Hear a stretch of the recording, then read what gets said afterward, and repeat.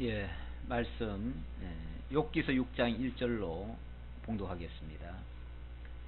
욥이 대답하여 이르되 나의 괴로움을 달아보며 나의 파멸을 저울 위에 모두 놓을 수 있다면 바다의 모래보다도 무거울 것이라.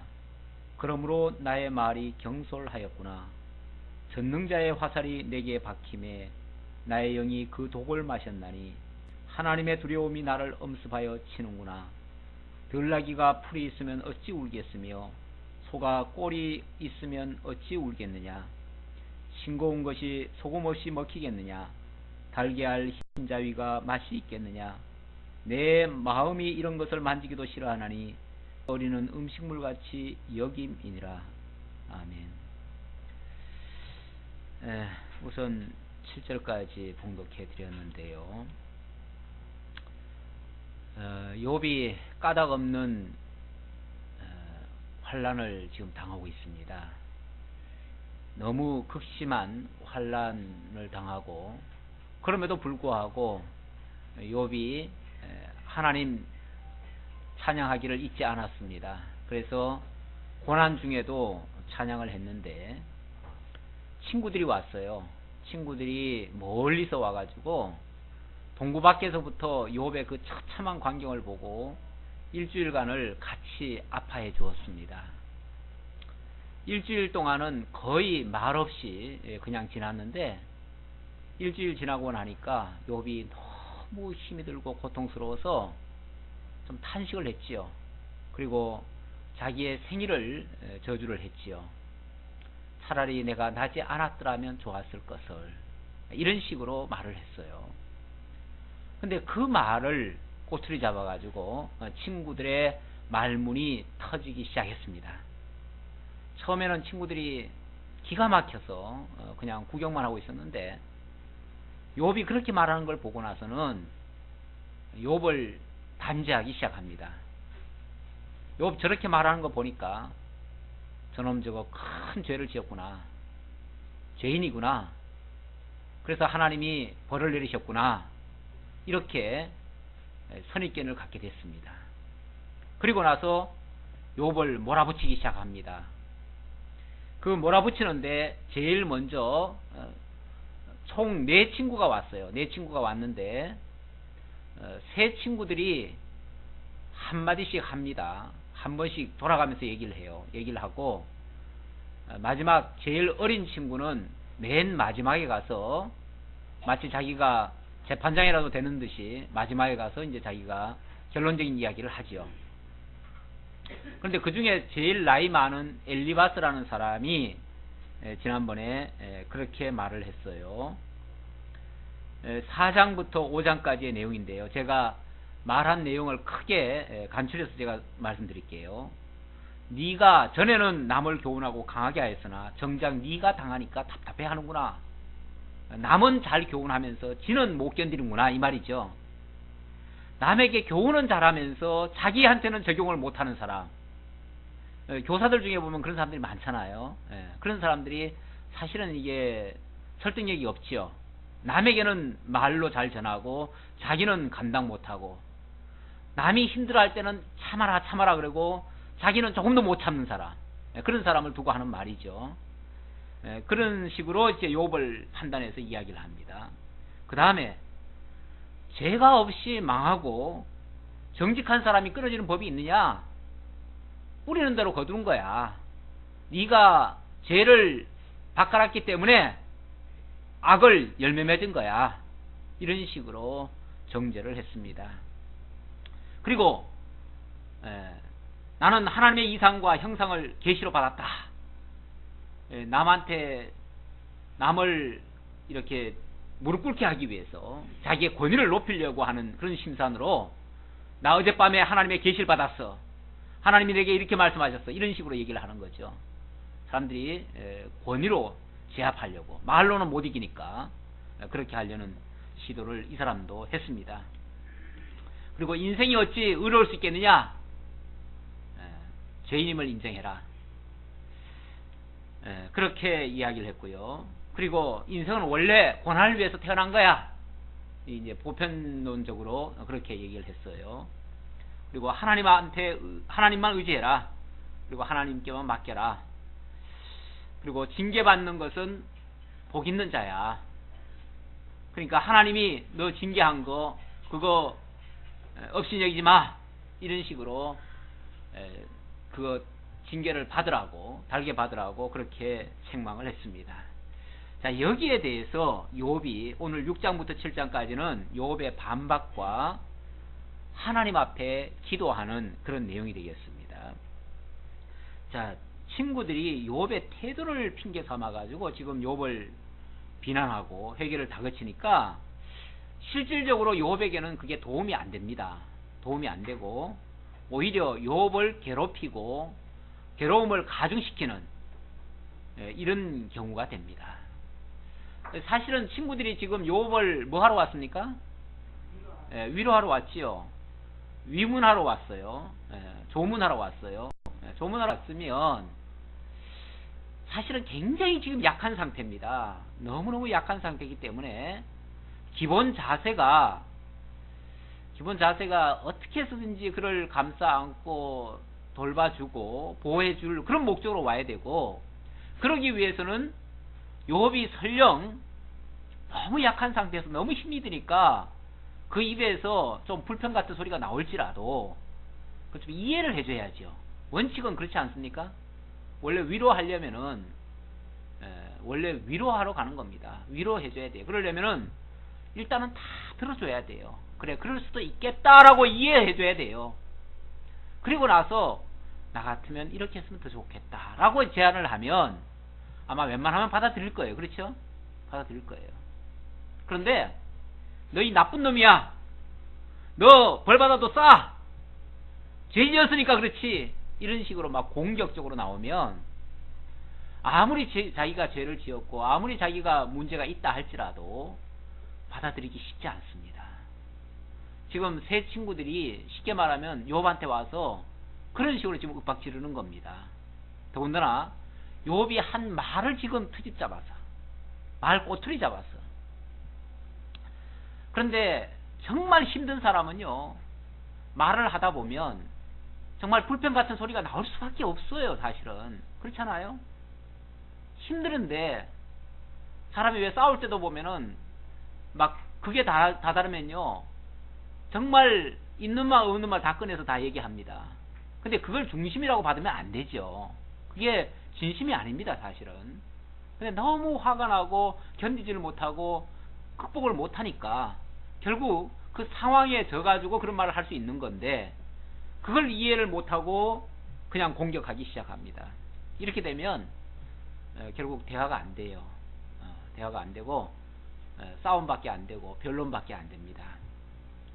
어쨌든 지금 너무너무 어려운 상황에 놓여 있는 욥에게는 그 친구들이 사실은 도움이 되지 않고요, 오히려 욥으로 하여금 더 괴로움을 안겨다 주는, 가중시키는 그러한 내용이 되겠습니다.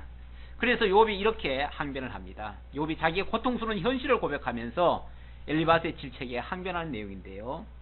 욥이 대답하여 이르되 나의 괴로움을 달아보며 나의 파멸을 저울 위에 모두 놓을 수 있다면, 이건 가정입니다. 사실 저울 위에 그걸 어떻게 올려놓겠습니까? 못 올려놓죠. 못 올려놓는데 만약에 올려놓을 수 있다면 바다의 모래보다도 무거울 것이라. 자기가 당하고 있는 그 고통이 바다의 모래보다도 더 무거울 것이래요. 이건 뭐 비교할 수 없는 거죠. 사실은 나의 고통을 누구하고 비교하겠습니까? 사실은 사람들이요, 내 손가락에 가시 찔린 것이요 남의 초상 난 것보다도 더 힘든 거예요. 그렇잖아요? 남의 고통은 그건 내게 아니기 때문에 그거는 그냥 그 있는 그대로 보는 게 아니에요. 남의 거는 그냥 어떻게 보면 가볍게 보고요, 내 고통은 크게 보는 거예요. 그러니까 사실은 모래보다 더 무거울 수야 없겠죠. 그러나 자기는 지금 절망 아닙니까? 절망. 지금 상황이 완전 바닥입니다. 절망 상태입니다. 그러니까 자기의 그 고통이 바다의 모래보다도 더 무거울 것이다. 그러다 보니까 내가 너무 극심한 고통 속에 있다 보니까 그만 나도 모르게 내 입이 경솔한 말을 내뱉었구나. 그런 식으로 지금 얘기를 하는 거예요. 그러므로 나의 말이 경솔하였구나. 자기도 시인을 합니다. 자기가 정말 차라리 나지 않았더라면, 차라리 죽었으면 더 좋겠다, 이런 말 했던 거, 그게 경솔했다는 말을 자기 입으로 지금 시인을 해요. 일단 자기의 잘못도 인정을 하면서, 그러나 이런 상황에서 어떻게 그러지 않을 수 있겠느냐라고 또 항변을 하는 거죠. 전능자의 화살이 내게 박히네. 시적인 표현입니다. 전능자의 화살이, 전능자의 어떤 징계 같은 것이 내게로 와서 내 가슴에 박혔다. 그래서 나의 영이 그 독을 마셨나니, 그 화살의 독을 마셨다. 그래서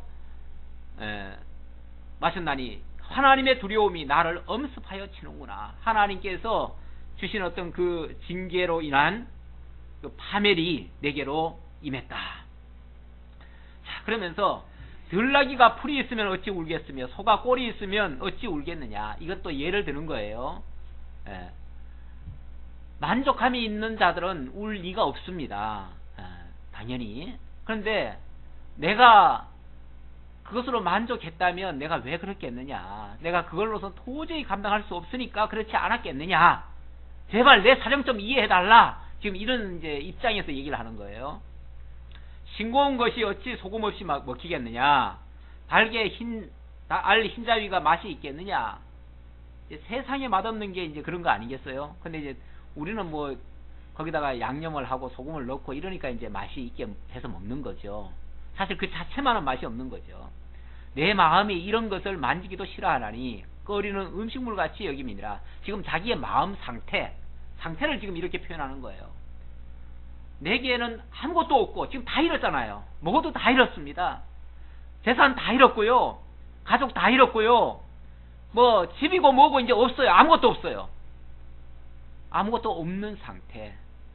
도대체 무엇 하나로도 위로받을 수가 없고 무엇 하나로도 그래 이거라도 있으니까 다행이다 라고 할 만한 게 없다 그 말이죠. 그러니까 그런 자의 입에서 어찌 이런 말이 나오지 않을 수 있겠느냐. 제발 좀 내가 그런 말을 했다 할지라도 좀 이해해 줄 수 없겠느냐. 지금 이런 차원에서 지금 얘기를 하는 거죠. 자, 그러면서 나의 간구를 누가 들어줄 것이며 나의 소원을 하나님이 허락하시랴.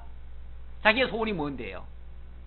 자기의 소원은 뭐 기왕 태어났으니까, 차라리 안 태어났으면 좋았을 것을 했지만 기왕 태어났으니까 이제라도 어떻게 하면 좋아요? 빨리 데려가시면 좋지요. 하나님 빨리 데려가면 좋아요. 지금의 자기의 유일한 소망이라면 죽음입니다. 죽음이에요. 이건 뭐 솔직히 그 지경 안 당해본 사람은 모르죠.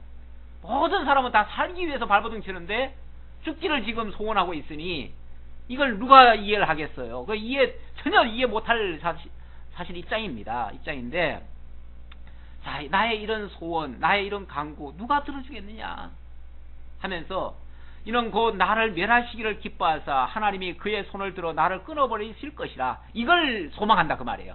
하나님이 그냥 날 죽이기를 기뻐하셔가지고 그냥 곧바로 손을 들어가지고 내 목을 탁 눌려가지고 그냥 나를 딱 그냥 가게 하시면은 참 좋겠는데 그걸 지금 하나님이 안 들어주신다 그 말이에요.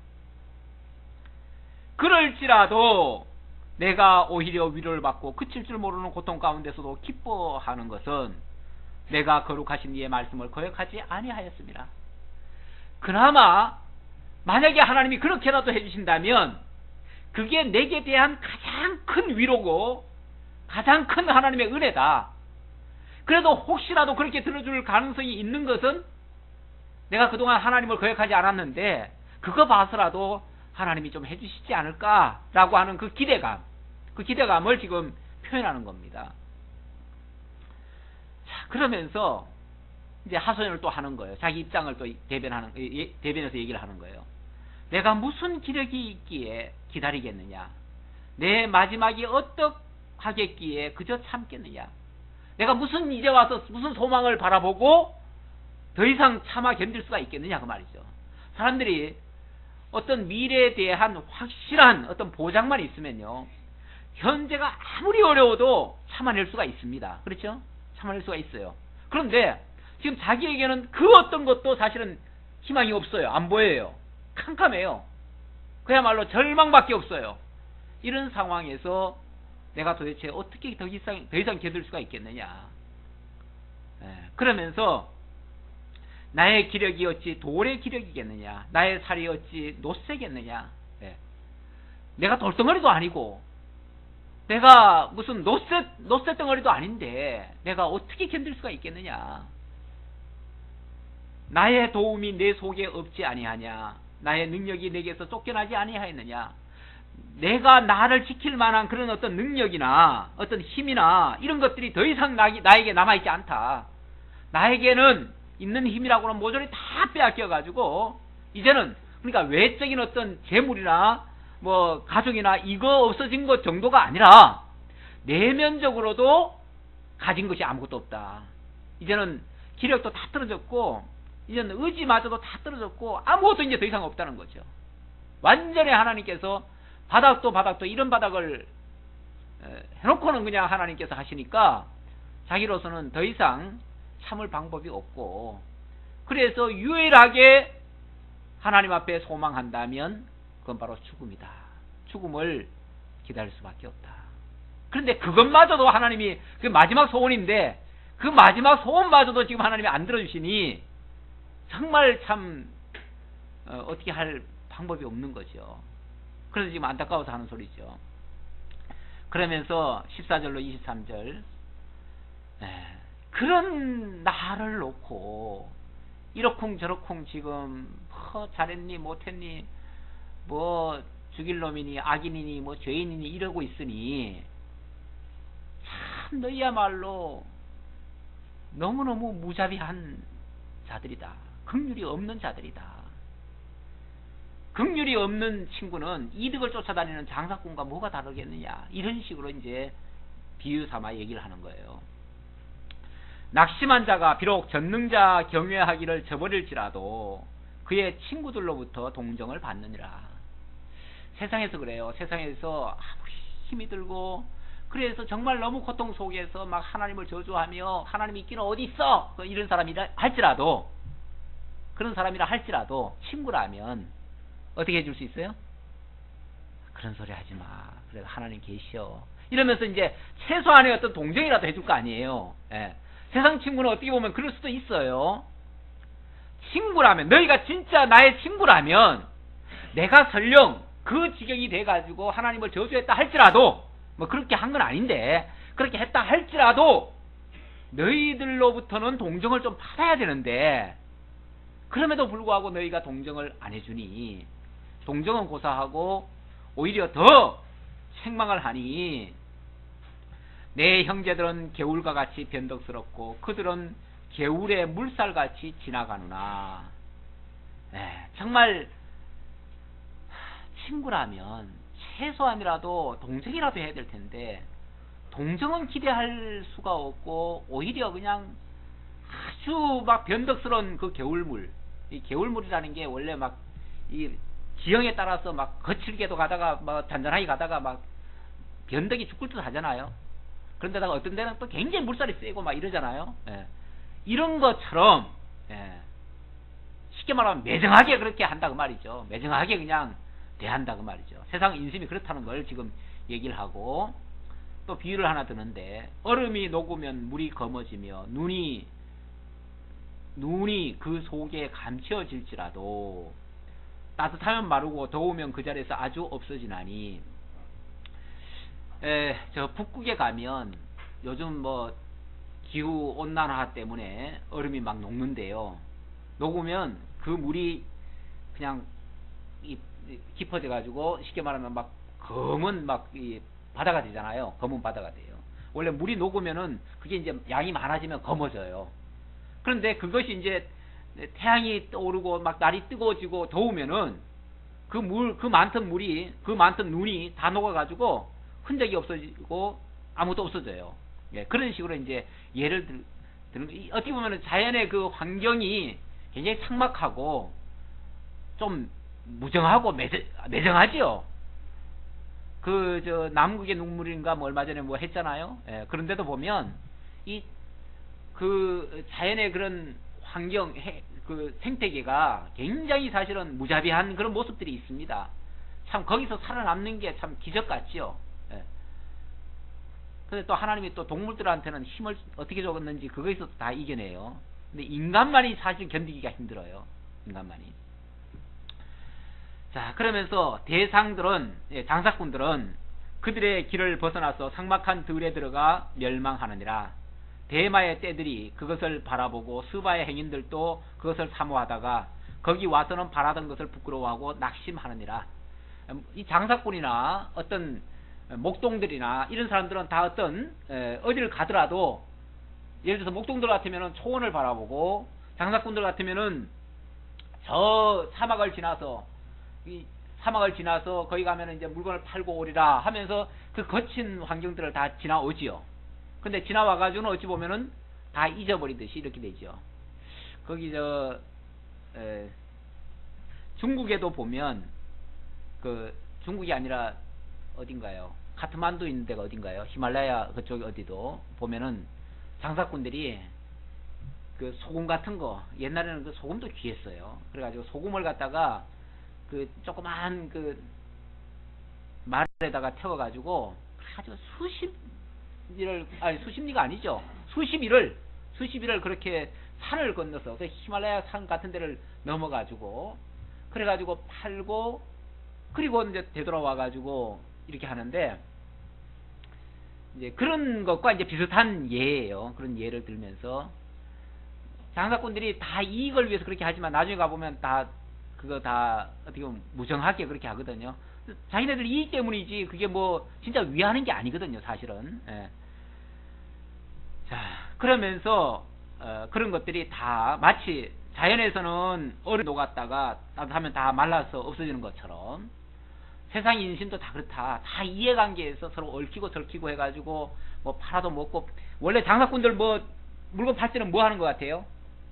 간쓸게 다 내놓잖아요. 그래서 막 위하는 척 하지만은 좀 지나고 보면요, 다 이용만 했지 사실은 아무것도 아니에요. 진짜 어려울 때 가보면은요, 도와주는 사람 없어요.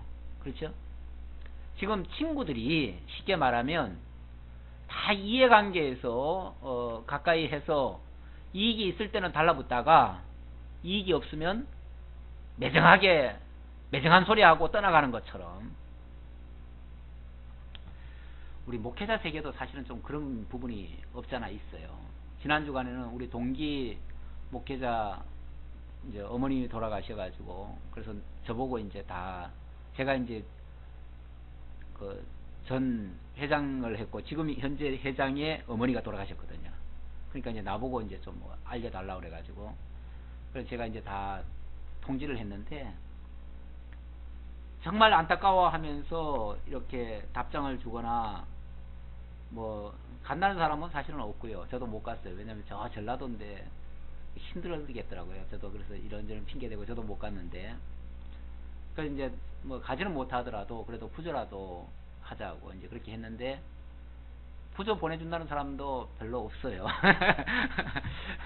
그리고 뭐 전화라도 다 줄 줄 알았는데 전화마저도 안 줘요. 예. 그러니까 주는 사람도 물론 몇 사람 있지만은 참, 전화는 그래도 답장은 줄 텐데, 그리고 내가 문자 주고 전화 주고 해가지고 이따가 전화 주겠다 그래 놓고도 전화를 안 줘요.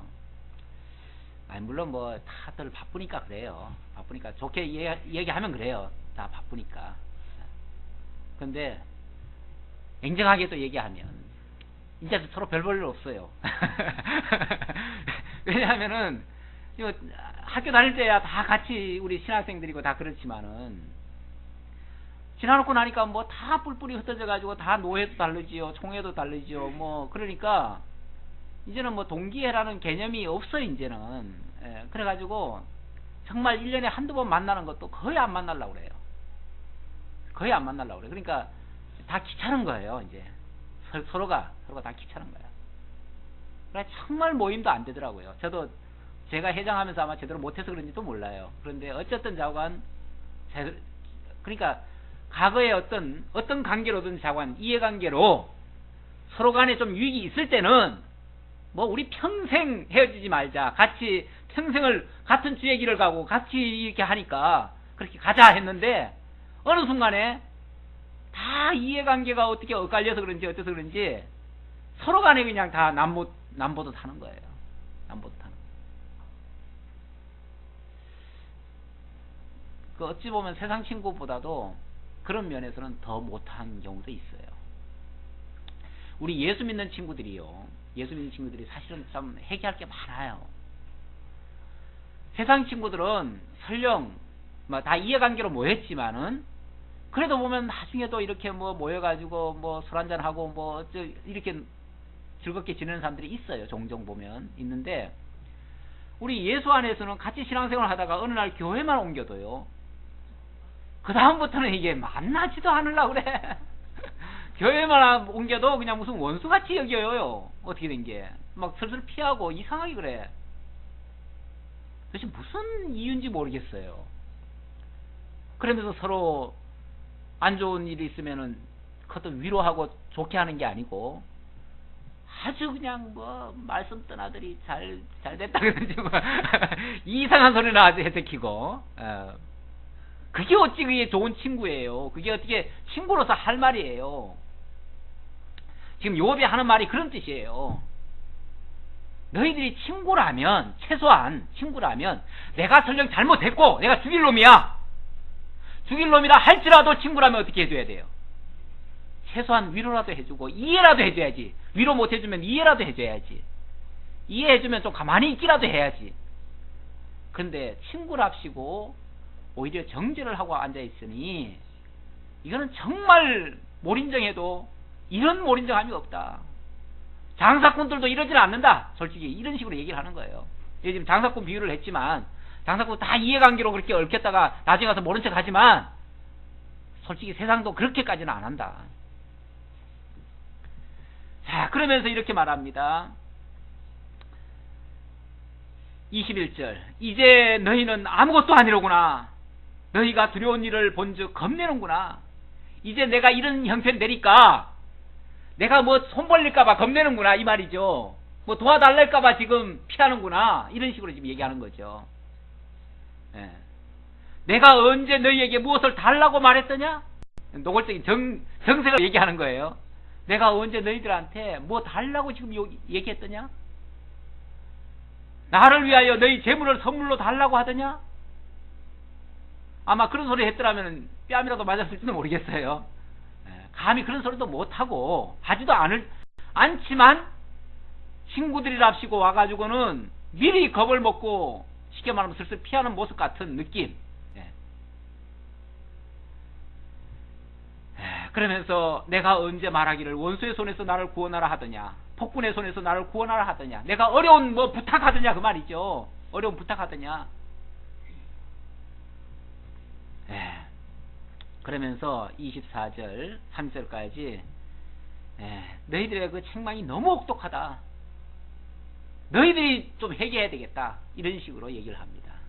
사실은 엘리바스가 욥 보고 지금 회개하라고 그랬잖아요. 말은 좋아가지고 하나님 앞에 회개해라. 너 하나님 앞에 죄인이다. 이런 식으로 얘기했는데 하나님 핑계하지만 우리한테 잘못했다고 빌어. 이런 식이나 똑같아요. 사실은 들리기는 욥이 듣기는.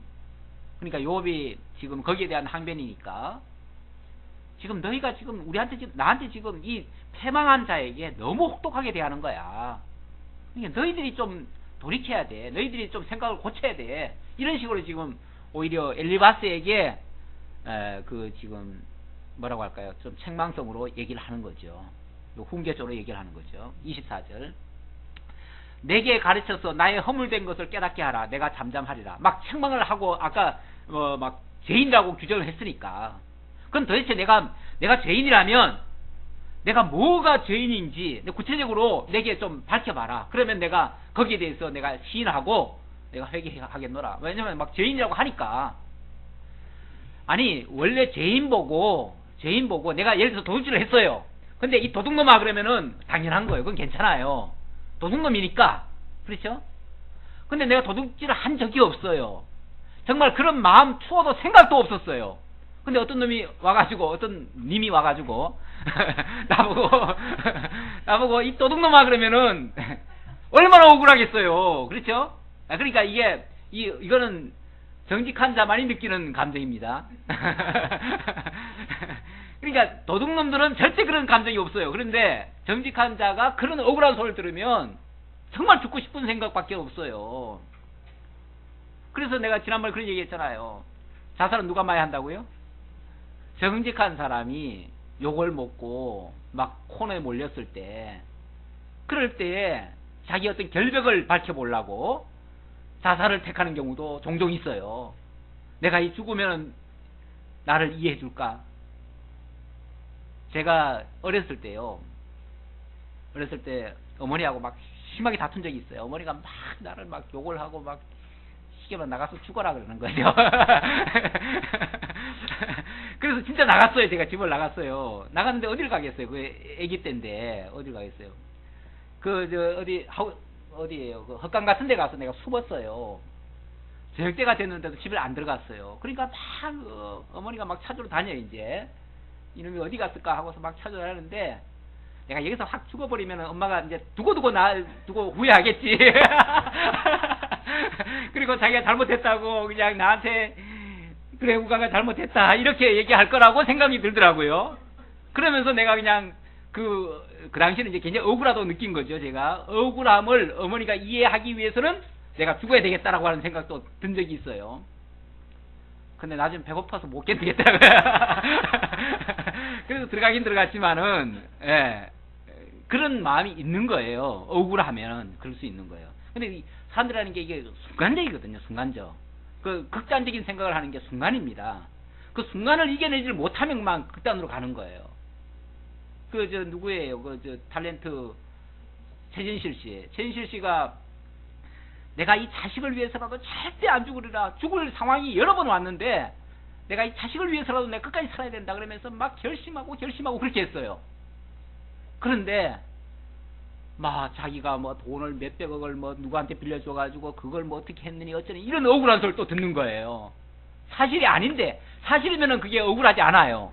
근데 사실이 아닌 걸 그 얘기를 하니까 그렇게 살기로 막 결심을 하고 작심을 했는데 그 순간을 못 견뎠어요. 그리고 그냥 죽어버렸어요. 이게 이제 어떻게 보면 정직한 사람들의, 뭐 그렇다고 다 하나님 앞에서는 의인이 없어요. 하나님 앞에는 죄인이 맞아요.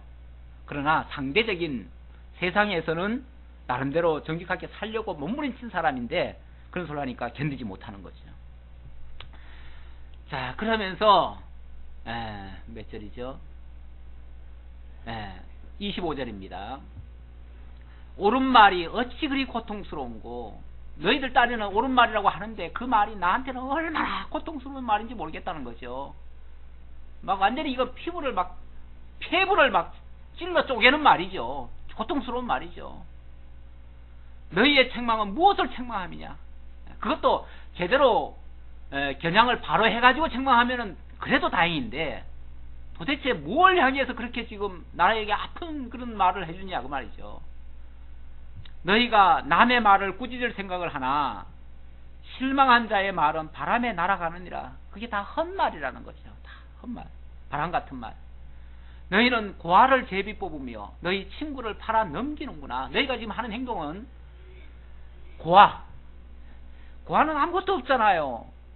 아무것도 없는 애를 좀 돌봐주든지 뭐라도 하나라도 먹을 거라도 줘야 되는데 그게 아니고 아예 그냥 너희들이 하는 말 행태를 봐서는 고아를 팔아 넘기는 것 같은 그런 매정한 일. 내가 너 도와줄게 그러고는 팔아먹는 거죠. 그런 것처럼. 아니면 친구를 팔아 넘기는 아주 그런 모습과 똑같다는 거죠. 이제 원하건대 너희는 내게로 얼굴을 돌리라. 내가 너희를 대면해서 결코 거짓말하지 아니하리라. 너희가 돌이켜라. 그 말은 자꾸 이제 자기 보고 회개하라고 하니까 내가 회개할 게 아니라 너희가 생각을 바꿔야 된다 그 말이죠. 너희가 생각을 바꿔야 된다. 너희가 좀 나를 이해해야 되고 너희가 생각을 바꿔야 된다. 너희가 내게로 돌아오면 내가 너희들한테 거짓말로 하지 않겠다. 정직하게 내 모든 얘기를 다 해주겠다. 너희는 돌이켜 행할 자가 되지 말라. 아직도 나의 의가 건재하니 돌아오라. 그러면서 자기 의. 근데 이런 말조차도 나중에 가면은 이게 또 책망거리가 돼요. 내가 그렇게 막 죄를 지은 것은 아니다라고 지금 얘기를 했는데, 사실은 상대적으로 봤을 때는 욥이 정말 의로운 사람이었어요. 이미 하나님이 앞에서 인정할 만큼 정말 거의 흠과 티가 없을 정도로, 물론 하나님 앞에서는 다 있지만 세상 사람들 앞에서 말이에요. 상대적 의라는 것을 지금 자기가 다시 한번 강조를 하면서, 내 혀에 어찌 불의한 것이 있으랴, 내 미각이 어찌 속임을 분간하지 못하랴. 내가 최소한 옳고 그르면 내가 아직까지 그거 판단할 정도의 능력은 있다. 그러니 너희들이 돌아와서 오히려 내 이야기를 좀 들어라, 이런 식으로 이야기를 했습니다. 자, 그래 놓고 7장으로 넘어가면, 7장에서는 이제 7장 초반에는 물론 조금 더 이야기를 더 하고요.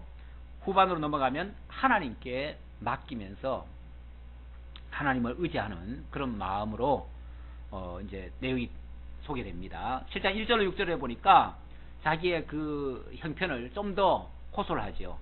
노동자는 쉼과 보수를 바라지만 자기에게는 오지 않을 것 같다고 탄식을 하는 그런 장면이에요. 이 땅에 사는 인생에게 힘든 노동이 있지 아니하겠느냐, 그의 날이 품꾼의 날과 같지 않겠느냐. 인생살이라고 하는 게 원래 전쟁 같지 않아요? 전쟁 같고, 또 하루하루를 벌어먹고 사는 품꾼 같아요. 그러니까 이 품꾼은 뭘 바랍니까? 이 노동자들을 한번 보자고요. 품꾼은 뭘 바라죠? 이제 일이 끝나는 걸 바라죠. 품꾼은 제일 먼저 힘들잖아요. 힘들게 일을 하니까 일단 일이 끝나야 되고, 그 다음에 일이 끝나고 나면 편안히 좀 쉬는 거. 그러니까 어떻게 보면 그게 이 노동자들의 바람이고, 이 세상 살아가는 사람들의 모든 사람의 바람이에요. 자기의 삶도 이제 치열했던 그 삶 이제는 내려놓고, 이제는 좀 위로받기를, 아니면 쉼을 얻기를, 그 쉼이 이제 자기로 봐서는 이제 죽음이라고 볼 수 있는데, 그렇게 되기를 지금 바라고 있어요. 이건 모든 노동자들이 다 사는 것과 같아요. 그 인생살이라는 게 원래 다 그런데, 어찌 보면 그런 상황 속에서 내가 일을 할 때야 치열하게 해야죠. 하는데 일을 끝나고 나면 편히 쉴 수 있는 곳, 그게 이제 가정 아닙니까? 그리고 나를 기다리는 처자식이죠. 거기에 또 어떤 내가 쉴 수 있는, 내가 잠을 잘 수 있는 그런 거처, 집이죠. 만약에 이 정도만 있다면 인간은 사실은 행복한 겁니다. 더 이상 바랄 것이 없어요. 그게 인간에게 주신 하나님의 큰 위로고, 또한 그게 어떻게 보면 작은 행복이에요. 행복인데 지금 욥에게는 지금 그게 없습니다. 그게 다 이루어졌어요. 그래서 이런 지금 표현을 하는 거예요. 종은 저녁 그늘을 몹시 바라고 품꾼은 그의 싹을 기다리나니, 이와 같이 내가 여러 달째 고통을 받으니 고달픈 밤이 내게 작정되었구나. 이게 벌써 여러 달째 됐대요. 지금 우리가 볼 때는 뭐 조금 전에 있었던 일 같고, 그리고 이제 이렇게 된 것 같은데, 사실은 이 징계라고 하는 게 하루아침에 일어난 게 아니잖아요. 막 뭐 재산이 처음에 날라갔고, 그 다음에 한참 지난 다음에 또 뭐가 날라갔고, 그 다음에 가족들이 다 죽고, 그 다음에 또 그 다음 단계 가서는 또 자기가 또 병이 들고, 그래서 지금 막 악창이 나고, 지금 막 집이고 뭐고 또 마누라도 지금 막 욕을 하고 지금 떠나갔고, 지금 다 지금 아무것도 없어요. 지금 다 잃었어요. 다. 그러니까 이게 사실은 몇 달이 지난 거예요. 지금 한참 지난 거예요. 자, 그런 상태에서 내가 누울 때면 말하기를 언제나 일어날까, 언제나 밤이 갈까 하며 새벽까지 이리 뒤척 저리 뒤척 하는구나. 밤에 잠 안 와보신 분들 이 심정 좀 알 거예요. 진짜 어떨 때 잠이 안 오면은 진짜 빨리 새벽만 기다리죠. 빨리 해 뜨기만을 기다리죠. 근데 해도 왜 그렇게 안 뜨는지, 잠 안 올 때는 정말 해도 안 떠요. 그러면서 너무너무 고통스러운 밤을 지나는데, 그렇게 욥은 너무 고통스러우니까 밤만 되면 사실은 이 병 있는 사람은 밤이 괴롭습니다. 사실은 밤이 괴로워요. 밤만 되면 잠을 더 못 자요. 낮에는 뭐 어떻게 피곤해서라도, 어떻게 쓰러져서라도, 어떻게 뭐 잠깐이라도 자는데, 그리고 또 일을 하니까 또 잊어먹는데, 밤에는 잊어먹을 게 없잖아요. 그냥 잊어먹을 게 없고 다른 거 할 것도 없고 또 남 또 잠 깨울까봐 또 부슬거리지도 못하겠고 그러니 고통스럽지요. 괴로움 말도 못하지요. 내 살에는 구더기와 흙덩이가 의복처럼 입혀졌고 막 온몸에 지금 막 쉽게 말하면 진물이 나고요. 그게 병균이 막 있어요. 그 병균들이 울거리니까 그게 이제 구더기라고 지금 표현하는 거죠. 내 피부는 굳어졌다가 터지는구나. 이게 원래 고름이 나면요, 이게 좀 굳은 듯 하다가 좀 움직이면 또 터져요. 그러면 진물이 질질 흐르지요. 지금 요배 상태가 그 모양입니다. 나의 날은 배틀의 북보다 빠르니 희망 없이 보내는구나. 배틀의 북. 이거 옛날에 그 가만히 짤 때 또는 실 짤 때 이렇게 왔다 갔다 하는 게 있어요. 그게 배틀의 북 탁탁 치죠. 그냥 던지죠. 탁탁 날아가죠. 그런 식으로 자기 생명이 이제 꺼져간다. 그런 표현을 이제 그렇게 하는데 정말 희망 없이 뭔가 바랄 희자니까 뭔가 바람이 없이 그냥 꺼져가는 인생. 그걸 지금 이렇게 지금 표현을 한 거죠. 근데 그것마저도 지금 자기에게는 오지 않는다. 그걸 지금 기다리는데 그것마저도 오지 않는다. 자, 그러니까 7절로부터 10절까지 더 이상 인간들에게는 기대할 게 없어요. 친구들한테는 더 이상 기대할 게 없어요. 그러니까 친구들한테 기대하던 거는 이제 접어버리고 이제 하나님께 매달리는 거죠. 그래서 하나님께 기도하는 장면입니다. 7절. 내 생명이 한낱 바람 같음을 생각하옵소서. 솔직히 인간이 어느 순간은 그런 생각이 들 때가 많아요. 이게 무슨 정말 바람처럼 왔다가 바람처럼 가는 그런 존재. 그 징기스칸이라고 하는 그 영화를 언젠가 봤더니 인생은 원래 죽어서 다 바람되는 거래요. 다 바람되는 거래요. 그러니까 그냥 바람처럼 왔다가 바람처럼 가는 거라는 거죠. 이 인간에 대한 어떤 큰 어떤 의미를 안 둬요. 안 두는데 사실 이 세상에서 하나님의 존재를 발견치 못한다면 어떤 인간이고 사실은 무의미한 인간일 수 있습니다. 별 의미가 없어요. 오죽하면 전도서가 헛되고 헛되며 헛되고 헛되니 모든 것이 헛되도다 했을까요? 해 아래에서의 모든 것은 다 헛되도다. 다만 하나님을 찾아 발견하고 그를 경외하는 것이 인생의 본분이라고 그랬습니다. 그러니까 인생이 이 땅에 와서 가치가 있다면, 유일한 가치가 있다면 하나님 깨달아 알고 그를 찾아 경외할 수 있는 것, 그리고 하나님의 자녀가 되고 그와 함께 살게 된다면 이거야말로 횡재한 거죠. 횡재. 바람처럼 왔다가 횡재한 거죠. 진짜 보물덩어리를 얻은 거죠. 그래서 예수님이 농부가 밭을 갈다가 보물을 발견하거든. 뭐하라고 그럽니까? 전 재산을 다 팔아다가 그 밭을 사라. 그러면은 그 밭 속에 나의 모든 것이 다 있다. 결국 내가 바라고 원하는 그것이 그 보화 속에 다 있는 거예요. 근데 그 보화가 뭐겠어요? 결국 예수 그리스도예요. 예수 그리스도 발견. 그러니까 이 땅에 우리가 온 이유, 목적, 결국 예수 그리스도 발견하는데 의미가 있는 거예요. 왜 그러냐면 이 세계 자체가 영원한 세계가 아니고 이 세계 자체가 계시세계예요. 계시세계라고 하는 것은 뭔가를 가르쳐주고는 끝내는 세상이라 그 말이에요. 그러면 하나님이 뭘 가르쳐주고 끝내시려고 이 세상을 주셨냐면은 하나님 당신 증거하고 당신을 증거하기 위해서 예수 그리스도가 왔으니까 그 그리스도를 통해서 하나님을 발견하고 하나님 경외케 하려고 결국 이 세계를 주신 거예요. 그러니까 이 땅에서 우리가 모든 것을 다 투자해서 발견하고 영원히 놓지 말아야 될 것은 예수 그리스도밖에 없다 그 말이에요. 자, 그러니 그런 어떤 의미를 찾지 못한다면 다 바람 같은 것이고 아무 의미가 없다 그 말이죠. 그러면서 나의 눈이 다시는 행복을 보지 못하리이다. 나를 본 자의 눈이 다시는 나를 보지 못할 것이고 주의 눈이 나를 향하실지라도 내가 있지 아니하리이다. 이렇게 해서 자기가 바람처럼 사라지고 나면 더 이상은 찾을래야 찾을 수 있어요, 없어요? 없지요. 끝나는 거죠. 아무도 못 찾지요.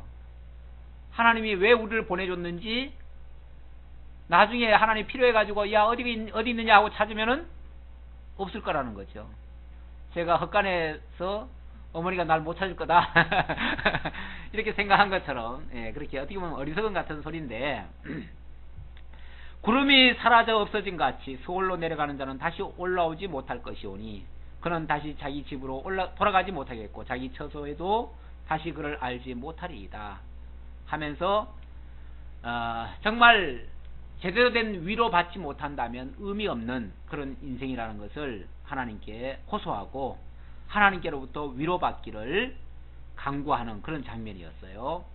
자, 그러면서 11절로 21절까지 차라리 하나님 놓아주기를 간구하면서 도대체 인생이 무엇이간데 붙드시고 이렇게 단련하시느냐고 하나님 앞에 질문하는 장면입니다. 아니, 근본적인 질문이죠. 네. 그런즉 내가 내 입을 금하지 아니하고 내 영혼의 아픔 때문에 말하며 내 마음의 괴로움 때문에 불평하리이다. 하나님 앞에 하나님 좀 참고 들으세요. 저 지금부터 좀 불평 좀 할게요. 저 지금부터 좀 하나님 앞에 좀 할 말 좀 할게요. 하나님 도대체 나 왜 보냈어요? 나 뭐 때문에 이 땅에 오게 하신 거예요? 왜 뭐 때문에 여기까지 살게 하다가 이렇게 고통을 당하게 하시는 거예요? 이유가 뭐예요 도대체? 많은 사람들이 이런 질문을 할 거예요. 정말 참된 걸 뭔가를 발견을 못하면 결국 이런 질문을 할 수밖에 없어요. 이병철 씨도 사실은 그 질문을 한 거예요. 이병철 씨가 솔직히 이 세상에서 못 얻은 게 뭐예요? 자기가 하고 싶은 거 못한 게 뭐 있어요? 다 했지요? 다 얻었지요? 다 누렸지요? 그런데 가만히 생각해보니까 그거 아무것도 아니야. 아무것도 아니야. 죽으면 끝이야. 그거는 뭐 가져갈 수 있는 것도 아니고 계속 누릴 수 있는 것도 아니고 다 버려야 돼요. 그럼 뭐야? 괜히 왔다 가는 거네. 이런 생각 들지요. 그렇죠? 그럼 도대체 그렇게 애쓰고 힘쓴 건 도대체 뭐 때문이고? 그래봤자 자기가 아무도 못 넣을 거니까. 이렇게 힘들어서 해놓은 게 무슨 의미가 있느냐? 신은 도대체 있느냐? 있다면은 왜 제대로 된 대답을 우리한테 안 해주느냐? 이렇게 이제 불평을 지금 한 거 아닙니까? 이병철 씨가 이병철 씨가 그런 거 아닙니까? 예. 그런 질문을 쉽게 말하면 욥도 하는 거죠. 예, 그렇게 하는 거예요. 내가 바다니까 바다 괴물이니까 어찌하여 주께서 나를 지키시나이까? 내가 뭐길래 하나님이 나를 지켜보고 계시냐 그 말이죠. 나한테 관심 갖고 계시냐 그 말이죠. 혹시 내가 말하기를 내 잠자리가 나를 위로하고 내 침상이 내 수심을 풀리라 할 때에 주께서 꿈으로 나를 놀라게 하시고 환상으로 나를 두렵게 하시나이다. 이러므로 내 마음이 뼈를 깎는 고통을 겪느니 차라리 숨이 막히는 것과 죽는 것을 택하리이다. 차라리 잠이라도 들면 좀 고통을 잊어버릴까. 정말 어떻게 이 밤에면 어떻게 좀 이걸 잊어버릴 수 있을까라고 생각을 했는데 그게 좀 위로가 될까 했는데 밤마다 사실은 잠도 못 이루는데 아까는 잠을 못 이룬다 그랬고 어쩌다 잠이 이루어져요. 어쩌다가 잠이 와요. 어쩌다 잠이 오면 악몽을 꿔요. 그게 또 막 환상으로 나를 두렵게 하고 막 꿈으로 나를 막 괴롭히는 거예요. 그러니까 이 잠이라는 게요. 달게 못 자면 원래 그게 악몽처럼 됩니다. 고통스러운 잠이 돼요. 그러니 이걸 잠을 자는 것도 고통스럽고 안 자는 것도 괴롭고 자도 괴롭고 안 자도 괴로우니까 차라리 숨이 막히는 것과 죽는 것을 택하리이다. 그게 오히려 낫겠습니다. 내가 생명을 싫어하고 영원히 살기를 원하지 아니하오니 나를 놓으소서. 내 날은 헛것이니이다. 차라리 이제라도 더 이상의 내 꿈은 없으니까 더 이상 바라는 것도 없으니까 이제라도 좀 놔주셨으면 좋겠습니다. 놔주셨으면 좋겠습니다. 자, 그러면서 사람이 무엇이기에 주께서 그를 크게 만드사 그에게 마음을 주시고 자, 이제 본론적인 얘기를 합니다. 아주 중요한 질문을 해요. 하나님, 도대체 인간이란 존재가 뭡니까? 뭐길래 하나님이 인간을 다른 그 어떤 동물이나 식물보다도 더 크게 지으셨습니까? 이거는 사이즈로 크다는 얘기가 아니라 인간을 어찌 보면 만물의 영장처럼 만드셨잖아요. 그렇죠? 그리고 모든 동식물들을 향해서 인간에게 다스리라 하셨잖아요. 결국 인간을 위해서 그걸 주셨던 거거든요. 그러니까 인간이 지배를 하는 거예요. 도대체 인간이 뭐길래 이렇게 연약한 존재를, 이렇게 어찌 보면 소망 없는 존재를 그 모든 동식물보다도 더 크게 지었습니까? 그렇다면은, 그렇게 지었다면은 뭔가 이유가 있을 텐데요. 그렇죠? 이유가 있겠지요. 그리고 크게 만들 뿐만 아니라 거기다가 마음을 두시고 아침마다 권징하시며 순간마다 단련하시나이까. 도대체 인간이 뭐길래 하나님이 그 인간을 크게도 만드신 데다가 거기서 그냥 관심을 안 놓으시고 차라리 동식물들은 하나님이 어떻게 놔두는 것 같아요? 가만히 내버려 두는 것 같잖아요. 그냥 자연이라고 하는 그 원리에다 맡겨놓은 것 같잖아요. 그렇죠? 그래서 우리는 하나님이 하시는 것 같지 않고 자연이 하는 것처럼 보이잖아요. 사실은 하나님이 자연이라고 하는 그 섭리를, 그 원리, 그 법을 가지고 하나님이 이용을 하신 건데, 그런데 인간은 가만히 내버려 두는 것 같지를 않아요. 하나님이 도무지 가만히 내버려 두질 않아요. 도대체 인간이 뭐길래 하나님이 이렇게 관심을 갖고 주의 있게 살피시고 뿐만 아니라 아침마다 권징하시고, 일종의 이 권징이라는 게요, 원래 그 헬라어로 보면 파이디온입니다. 파이디온이라는 말을 우리 번역에는 징계라고 번역을 했고, 그게 원뜻은 교육입니다. 교육. 왜 하나님이 우리를, 인간을 이렇게 교육을 하십니까? 그 말이에요. 그것도 뼈아픈 교육을 시키는 거죠. 고통이라고 하는 어떤 아주 괴로운 그런 일들을 통해서 교육을 시켜요. 꼭 교육을 시키는데, 우린 교육 그러면 대단히 좋은 것만 생각하잖아요. 좋은 환경에서 그냥 가만히 앉아가지고 이렇게 듣는 것만 생각하잖아요. 근데 그런 이론 교육 말고요, 실제 교육은, 실물 교육은 삶의 현장에서 교육이 이루어져요. 근데 그 삶의 현장이라는 게 얼마나 치열합니까? 얼마나 거친 곳입니까? 때로는 상처 있고요, 고달프죠. 그런 걸 통해서 하나님이 왜 아침마다 그렇게 우리를 권징하십니까? 채찍질 하십니까? 이 다른 표현으로는 채찍질입니다. 왜 채찍질 하십니까, 우리를? 그리고 단련이라는 게 용광로 속에다 집어넣는 걸 단련이라고 그러잖아요. 이거는 그냥 고생 정도가 아니라 아예 그냥 막 죽이는 것 같지요. 뭐 느낌상은 죽이는 것 같아요. 그러니까 그냥 하나님이 우리를 향하셔서 뭔가를 해주시는 일들이 막 어떨 때는 막 죽이는 것 같아요. 그냥 소망 없이 그냥 그렇게 막 내팽개치는 것 같아요. 그러니까 너무 힘들다는 거죠. 도대체 인생이 뭐길래 하나님이 그렇게 혹독한 훈련을 시키십니까? 그 말이죠. 그런데 이제 진짜 하나님이 쓸만한 존재는 어떻게 합니까? 이 세상에서도 사실은 그 삼성 이건희 회장이, 이병철 회장이 셋째 아들이죠. 이건희 씨가 셋째 아들일 거예요, 아마.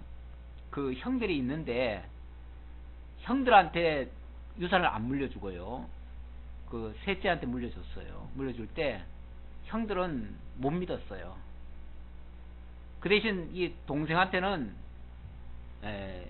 굉장히 혹독한 훈련도 시키고 그래가지고 모든 걸 다 물려줬어요. 근데 실제로 잘 본 거죠. 그만큼 믿을 만한 어떤 자질을 갖춘 거예요. 근데 믿을 만한 자질을 갖춘 자에게 혹독한 훈련을 시킵니다. 사실 밑바닥부터 훈련을 하게 하죠. 그래가지고 어느 정도 됐을 때 그때 비로소 뭘 맡깁니다. 그러면은 사업 안 말아먹어요. 근데 그 기업들을요, 여러 형제들이 받았어요. 사실은 다 받았는데 다른 형제들은 다 별로 없어요. 물론 믿지도 못하니까 중요한 건 안 맡겼고, 그러니까 또 다른 것들은 또 다 무너졌어요. 그런데 이건희 회장은 아주 굉장히 대성공한 거 아닙니까? 그러니까 원래 그 정말 쓸만한 존재다 싶으면요, 후계자를 삼을 때도 혹독한 훈련시켜 가지고 합니다. 이게 이제 세상의 방법이기도 하고 하나님의 방법이기도 해요. 하나님도 정말 중요한 일꾼, 하나님의 사람 만드실 때는 아주 혹독한 훈련, 징계와 연단 거쳐서 하십니다. 정말 편안한 가운데서 그냥 엘리트 코스 밟아가지고 이렇게 뭐가 성공하는 것 같지만, 하나님의 원리에서는 그런 거 없습니다. 없어요. 세상에서는 그런 게 혹시 통할지 모르지만 그렇게 하는 거는 오래 가지 못합니다. 쉽게 얻은 거는 쉽게 무너져요. 자, 그렇게 하시는 것과 똑같은데 보니까 욥에게 하나님께서 그렇게 단련하셨다라고 얘기를 하고요. 주께서 내게서 눈을 돌이키지 아니하시며 내가 침을 삼킬 동안도 나를 놓지 아니하시기를 어느 때까지 하시리까? 하나님이 막 그냥 일거수일투족 잠시도 눈을 안 떼시고 나를 도대체 지켜보시는 이유가 뭡니까? 지금 이렇게 따져 묻는 거죠. 아까 하나님 앞에 양해를 구하고 얘기했어요. 하나님, 지금부터 나 하나님 앞에 불평 좀 할게요. 그리고 따져 물을게요. 해놓고 지금 얘기를 하기 시작합니다. 하나님, 도대체 나한테 이렇게 관심 두는 이유가 뭡니까? 1분 1초도 나를 그냥 가만 내버려 두지 않는 이유가 뭡니까? 지금 이 모든 역사들이 지금 누가 하신다? 하나님이 하신다. 하나님이 하신다는 걸 전제하고 하는 말입니다. 그러니까 하나님에 대한 절대적 어떤 신뢰, 주권 이게 없는 사람이라면 이런 말조차도 안 합니다. 그러면서 누구 탓이다 그러겠지요. 근데 누구 탓은 아무도 안 합니다. 안 하고 오로지 이게 하나님이 하시는 일이 맞는데 도대체 내가 무엇이 간데 나한테 이렇게 하시느냐 라고 지금 질문을 하는 거죠. 그러면서 이렇게까지도 반문을 해보여요. 20절, 사람을 감찰하시는 이여, 내가 범죄하였던들 주께 무슨 해가 되오리까? 어찌하여 나를 당신의 관역으로 삼으셔서 내게 무거운 짐이 되게 하셨나이까? 하나님, 내가 설령 죄를 지었다고 한들 그게 하나님 앞에 뭐가 손해가 나가지고 하나님이 뭐가 그것 때문에 그냥 크게 그냥 손해를 보셔가지고 나한테 그렇게 그냥 진노를 하십니까? 그 말이죠. 이거는 이제 자기가 죄 지은 거는 아무리 생각해봐도 생각이 안 나잖아요. 그렇죠? 그런데도 불구하고 이제 그렇게 하니까 내가 설령 죄를 지었다 한들 그게 하나님 앞에 뭐 그렇게 큰 해를 끼쳐가지고 하나님이 나한테 이렇게 하시냐 그 말이죠. 자, 그러면서 주께서 어찌하여 내 허물을 사하여 주지 아니하시며 내 죄악을 제거하여 버리지 아니하시나이까? 내가 설령 죄를 지었다 한들 왜 그거 가지고 하나님이 그렇게 그냥 그걸 용서도 안 해주시고, 설령 지었다 하더라도 용서해 줘야 될 판인데 그게 뭐 하나님 앞에 얼마나 큰 해가 된다고 그걸 용서도 안 해주시고 그렇게 하시냐. 솔직히 그렇죠. 우리는 뭐 하나님 죄 지으면 하나님 막 징계하신다 일반적으로 이제 그렇게 가르치는데, 죄진들 솔직히 하나님 앞에 무슨 해가 돼요. 그렇죠? 우리가 사실은 옛날에 보면은 기차가 달릴 때 보면요, 기차가 달릴 때만 화장실을 보라고 그럽니다. 그렇죠? 달릴 때가 정차했을 때는 절대 못 보게 해요. 왜 그러냐면은 달릴 때는 그거를 밑으로 다 흘려보내요. 그러면 그게 가루가 돼가지고 다 날아가 버려요. 그러니까 사실은 그게 가루들이 다 있지요. 주변에 흩어지지만 그게 넓은 대지 위에 흩뿌려지니까 더러워요, 안 더러워요? 사실은 더럽지만 별 표시가 안 나는 거죠. 그러니까 그냥 다 이해하고 그냥 그 정도면은 큰 영향 안 준다. 그러니까 이 넓은 상공에 그 오물 좀 뿌린다고 해서 뭐가 그렇게 대단히 문제가 되냐 그 말이에요. 그런 식으로 얘기를 하는 거죠. 그 문제 안 되잖아요. 하나님 그거 큰 손해 아니잖아요. 내가 설령 뭐 어떻게 했다고 해도 뭐 그렇게 하나님 나라에 그렇게 큰 손해 끼쳤다고 하나님이 그거 가지고 진노하시냐 그 말이죠. 그러니까 이런 말 속에는 그것 때문이 아니라는 것도 사실은 우리한테 얘기를 해주고 있는 거예요. 그런 것 때문은 아니에요. 자, 그러면서 답답하니까 이렇게 묻는 거죠. 주께서 어찌하여 내 했고요. 내가 이제 흙에 누우리니 주께서 나를 애써 찾으실지라도 내가 남아있지 아니하리이다. 이렇게 해서 하나님 만약에 그것 때문에 나를 진노하시고 이렇게 하셨다면 더 이상 나라는 존재는 하나님 찾으셔도 없을 겁니다. 이렇게 해서 끈짝 나버리면 의미 없죠. 그렇게 되면 의미 없는 생이죠. 그러나 하나님은 의미 없이 그렇게 하지 않습니다. 오히려 반대로 사실은 막 이 질문자가요 무슨 말을 막 내뱉습니다. 내뱉는데 가만히 들어보면 거기에 정답이 있어요 없어요? 거기 정답이 있어요. 거기 정답이 있어요. 사실은 자기 말하는 중에 자기도 모르게 답을 다 얘기하고 있습니다. 바로 그거야. 까닭없이 나를 막 징계하시고 나를 막 이렇게 또 순간마다 나를 놓지 아니하시고 나를 단련하십니까? 이렇게 물었는데 그게 목적이에요. 그렇게 징계해가지고 단련해가지고 뭐 하려고요? 정금같이 만들어내시려고, 정말 하나님의 사람으로 만드시려고 그런 어떤 목적이 있어요. 그 속에 분명히 답이 있어요. 있는데 본인이 지금 말은 하지만은 솔직히 지금 그런 의미로 지금 다 이해하는 건 아니죠 현재. 그러니까 이제 질문을 하겠죠. 그리고 이 질문을 해야 누가 배워요? 오늘 우리가 배우지요. 오늘 우리가 지금 깨닫지요. 그러니까 이런 질문을 하게 하고 또 답변을 하는 과정 속에서 우리로 하여금 깨달아 알게끔, 그리고 하나님이 어떤 하나님이신가를 알게끔, 그리고 우리를 왜 무슨 목적으로 연단하시는지를 깨닫게끔 하시려는 하나님의 오묘한 섭리 방법입니다. 기도하겠습니다. 아버지 하나님 감사합니다. 욥기서를 통해서 하나님의 살아계심, 그리고 우리를 순간순간 지켜주시며 하나님 필요에 의해서 징계하시고 또한 연단하시고 하나님의 사람으로 키워내시는 이러한 섭리를 하신다는 사실을 오늘도 말씀을 통해서 기억했습니다. 아버지 하나님, 때때로 우리 믿는 자들에게도 여러가지 환난, 연단, 어려움이 와서 그것 때문에 때때로 실족하는 경우도 있습니다. 하나님을 제대로 이해하지 못해서 벌어지는 현상들이 오니 하나님을 제대로 깨달아 알고 정말 우리가 의미 없이 왔다 가는 존재가 아니라 귀중한 하나님을 발견하고 경외하는 것이 인생의 본분임을 다시 한번 기억할 수 있는 저희 모두가 되도록 인도해 주옵소서. 함께해 주시길 간절히 바라옵고 예수님의 이름으로 기도하옵나이다. 아멘.